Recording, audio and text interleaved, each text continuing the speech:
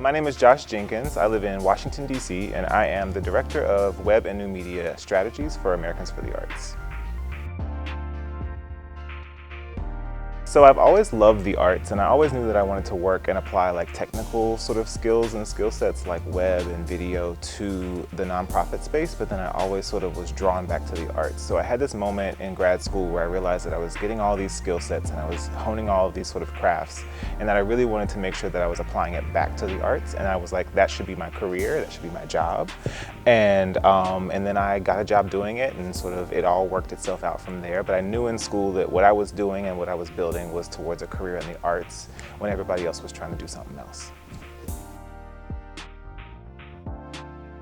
The best part about being an arts administrator is supporting the art. So I think that like it's people and it's art, and it's the idea that like not only am I creating structures and building systems and dismantling systems and creating spaces for people who need to be there, but I'm also ultimately supporting the art at the end of it too. And it's the understanding that I'm helping the creative sort of life that really sort of keeps me going. I don't have to worry about a bottom line or a quota or financial whatever at the end of the day. My metric for success is whether people feel transformed by the power of the arts. The biggest challenge being an arts administrator, particularly an arts administrator of color, is battling imposter syndrome. I still oftentimes have a lot of trouble owning the successes and owning the sort of work that's being done, and feeling like I'm always battling an inner voice that's saying that I still have to work harder, or I need to sort of, you know, to do more, do better.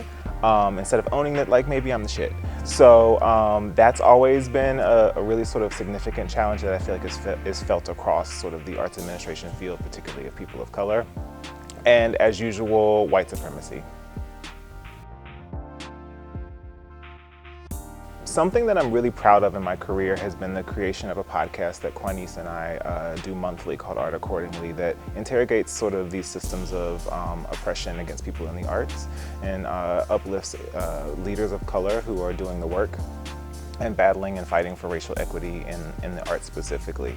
It came out of a sort of unique set of circumstances where Quanice and I crossed paths and really enjoyed each other and felt really motivated around this sort of centralized event and experience we were sharing. And then we decided that we were going to sort of take that energy and move it towards something else. And so it's nice to sort of have that trajectory of a project to go from like feeling the energy around the work and then turning that into something that now people get to enjoy every month. AAC is important because we need each other. That's it. Like, we need each other. We need to share space together. We need to be able to mobilize when we need to mobilize. We need to be able to pat each other on the back when we do well. We need to be able to celebrate successes, and we need to be able to figure this out together at the same time.